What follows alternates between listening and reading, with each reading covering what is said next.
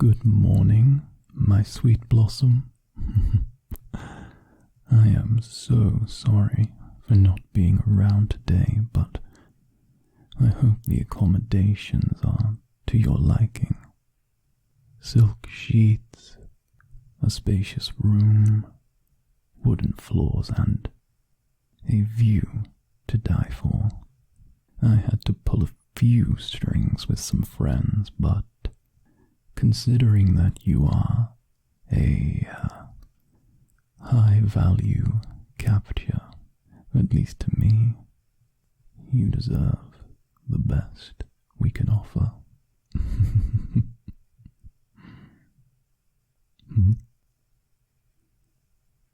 Where is Ivy? Oh, don't worry about sweet little Ivy. He's probably found some new poor vegetable to interrogate. We finally have some alone time. So let's make the most of it. Enjoy. Talk. I want to know everything about the human stood in front of me.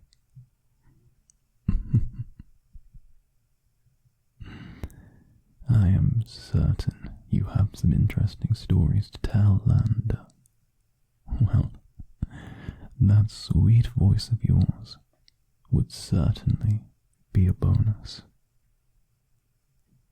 Consider this a golden moment. Zeph. Zeph. And moment ruined. Zeph, there you are. I was wondering where you were running off ahead of me on patrol like that. And what are you doing with the prisoner? I thought we'd agreed we were going to do our second round of interrogations together. Oh, yes. Apologies, dearest Ivy. I didn't mean to dart ahead like that. I merely had a bad feeling and felt the need to check on our prisoner. Like it says in the 17 elven virtues, you feel the uncontrollable need to read to me. It is in instinct that all elves find their greatest calling, as all elves are driven to do good. So decrees the elders. And by the logic of the elders, well, I had the instinct that I needed to check on the prisoner, and I could not help but run here. I thought perhaps this dangerous interloper may have had a scheme in the works, something about to come to fruition, but alas, it brings me no end of shame to say that my instincts were wrong. Oh, dear brother, I understand. Please, forgive him, prisoner. Zeph's brainstorms are light showers when compared to the likes of us. But, Zeph, I do understand. I, too, sometimes see my enthusiasm misleading me in our never-ending pursuit of justice. It is good to see you have taken so heartily to your new role. Perhaps it is time I petition the village elders to grant you greater responsibility within the village. No, I think that is far too soon for that, brother, far too soon. I wish to become the best guardsman I can be, and what better way to gain experience than safeguarding a potentially dangerous prisoner?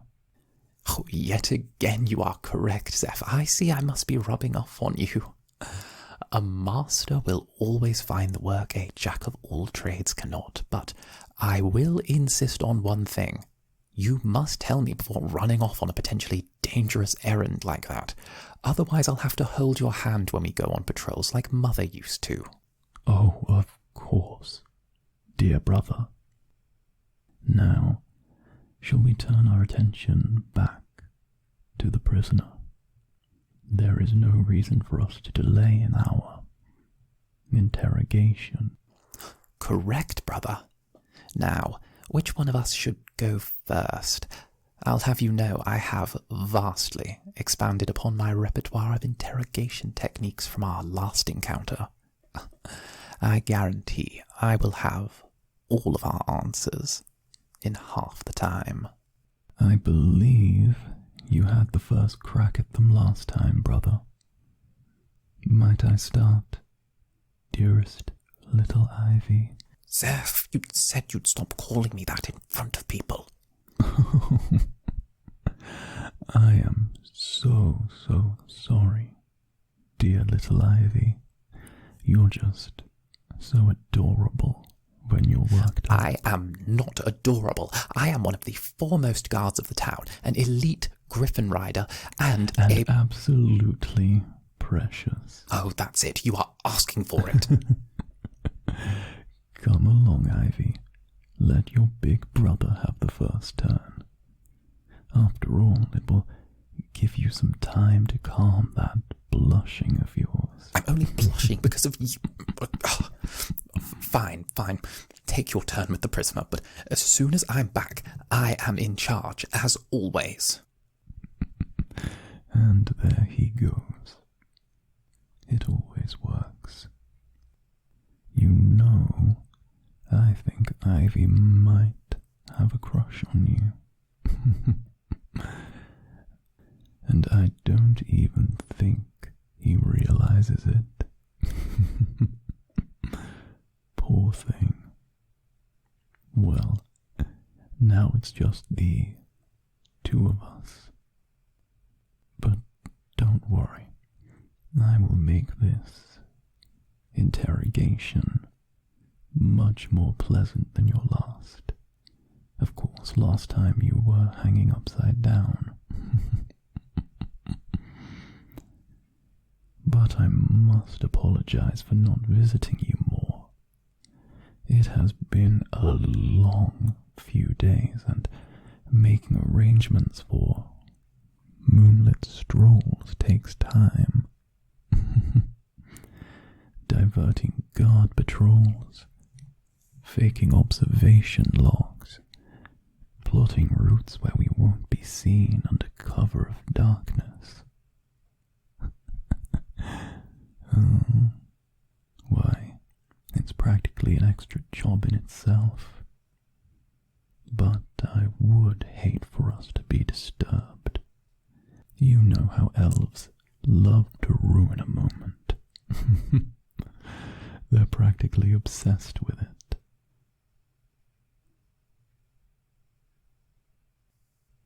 When can you leave? Oh, well, that is a curious question. Have you not been enjoying it here? Oh no, I understand. You want to get out to see the place properly.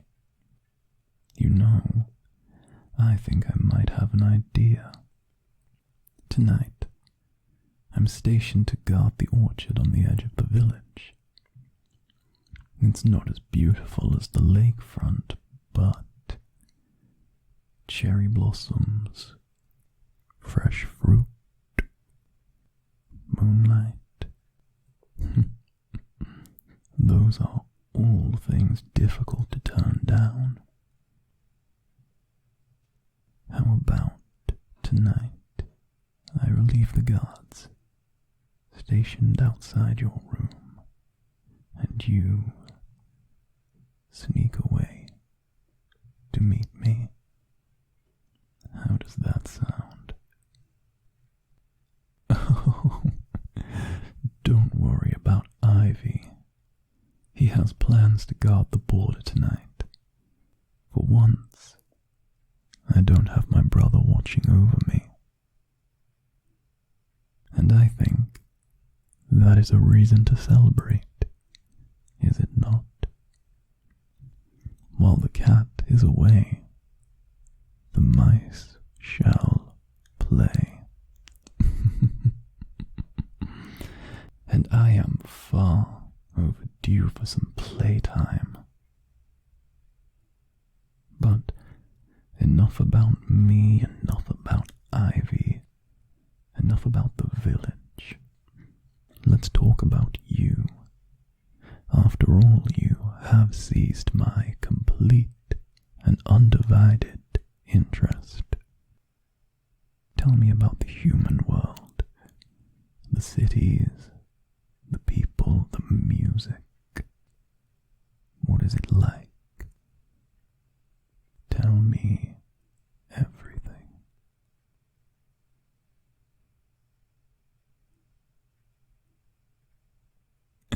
It sounds busy, a little good, a little bad.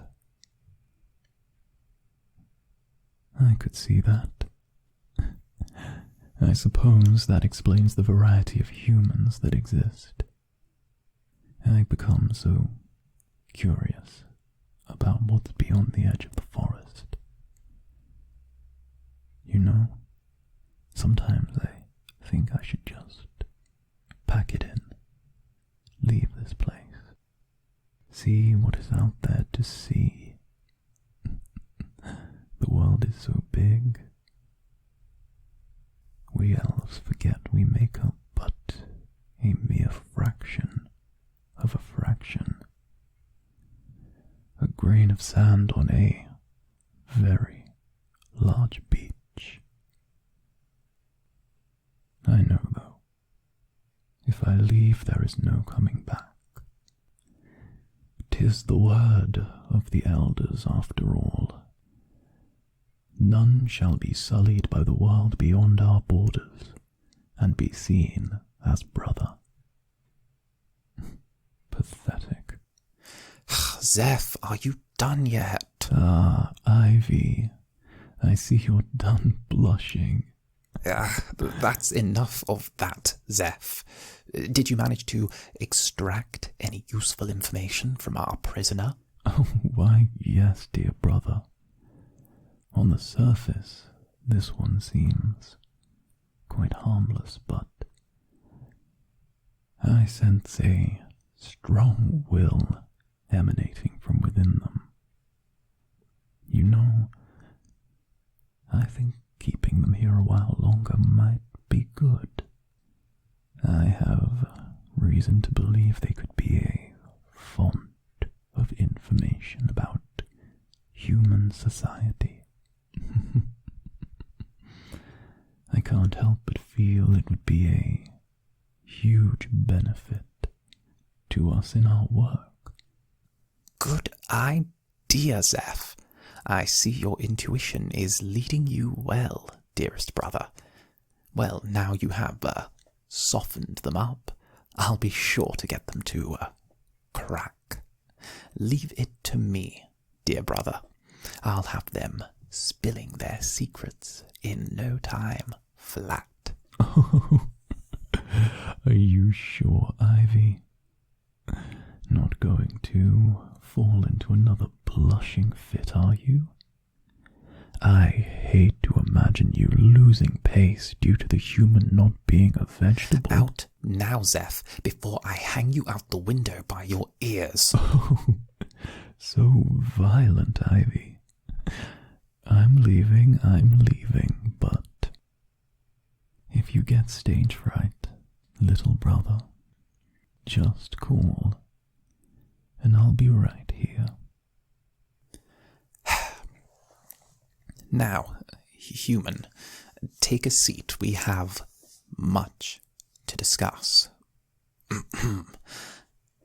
Please know, before I start, I will have my answers, and you will be the one to provide them to me.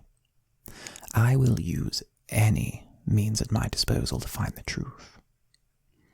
In this situation, kindness, respite, and control are all simply words, and you would do best to stay on my good side, Okay, how did that sound? I have been practicing that speech all night. By the time I was done, the turnip was totally terrified. Oh yes, I switched from practicing my interrogation on cabbages to turnips. I noticed Zeph watching the cabbage patch like a hawk, probably waiting for me to sneak off with one. You know, I could tell all sorts of stories about him and those satyrs, thoroughly debauched, but I think switching my choice of interrogation vegetable has really had an effect. Maybe I should change my interrogation vegetable more often. What do you think? Right? It's a fresh perspective. But, prisoner, tell me what you know. I will have my answers, and in this place, kindness, respite, and control are simply... I've already done that bit.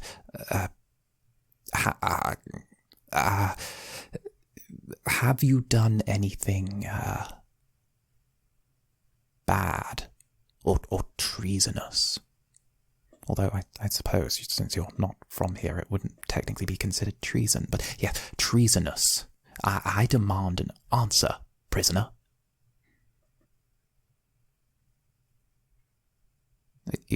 You've done nothing. Well, what do guards do at a time like this? Do they think of something? And then just make it up?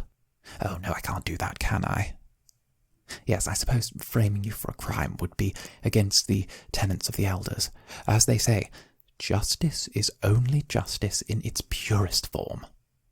You see, that's what I want to be, prisoner. Justice. I just want everyone to have their own little slice of peace. And the only way that can happen is if justice prevails. Ever since I was a child, that's all I've wanted.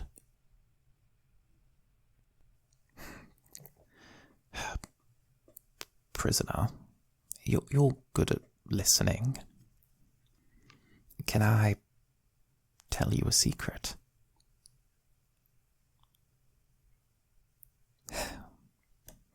I haven't always agreed with the elders.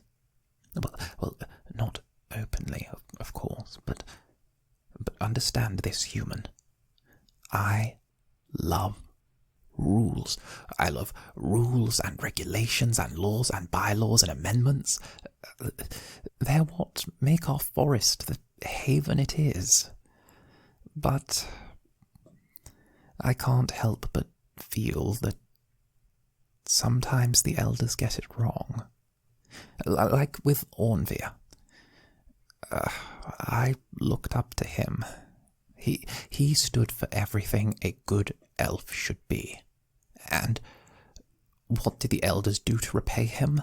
They burned him at the stake. He was everything I looked up to. Sure, he fell in love with a human, but, well, that's not that bad, is it? I mean, there are worse things out there than falling in love with a human, and I suppose a particularly weak-willed elf could find themselves engulfed by your species' charms, whatever those may be. But I'm not like Zeph of gallivanting around with whoever takes his fancy. But back to my point. How can I be sure of my justice if I think the rules that govern it may be wrong at their very basest of levels? How can I let the facts become so twisted that right and wrong seem like the same thing? And before you mentioned the incident where I thought you were a changeling, I wasn't wrong, I was mistaken, like I said. But back to the point. I love it here. We're a small village, a tiny slice of an amazing forest filled with everything you could imagine. But before I met you, I could never imagine leaving this place. Instead, now, I can't help but think, what is the rest of Saras like? You're not awful. So, the rest of the continent can't be awful. The elders always told us that we were here for our own protection, that the outside world is cruel and filled with horror. But maybe there's just a different kind of justice there. Perhaps one better than that of the elders. But this is all senseless prattle anyway. It's no use focusing on things that will never be. In any event, I think I have come to my conclusion on you. And I have decided that you are somewhat harmless.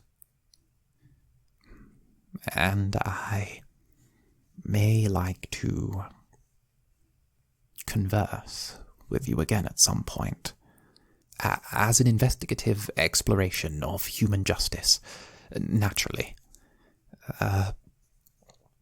Perhaps I might visit tomorrow after morning patrols.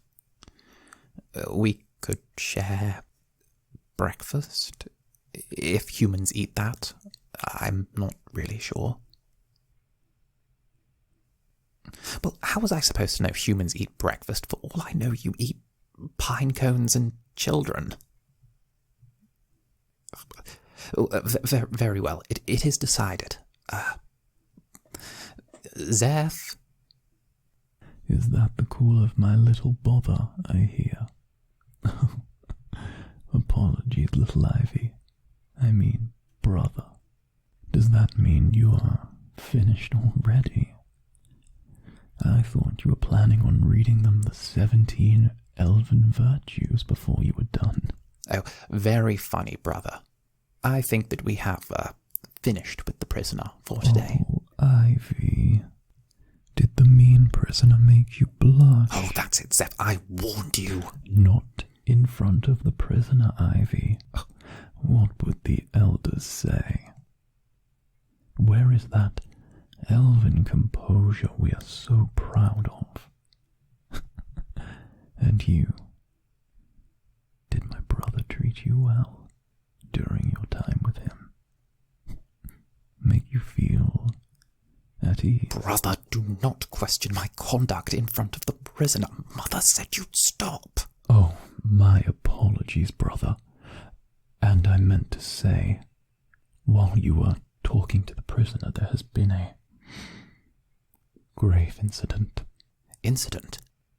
Why, yes, Ivy. I have received a special report that a wanted fugitive has taken up residence in our very town. What? Well then, we must act immediately. Give me a description and I shall hunt them down like the hound of justice that I am. Well, let me check my notes here. The suspect is short, round, and slightly purplish in colour. First report state it is a deadly turnip. Oh, that's it. Hey, get back here. You little prisoner. Wait right here. I have to go give my brother a rather good thrashing. Now, just stay put. Get back here, you knife-eared harlot.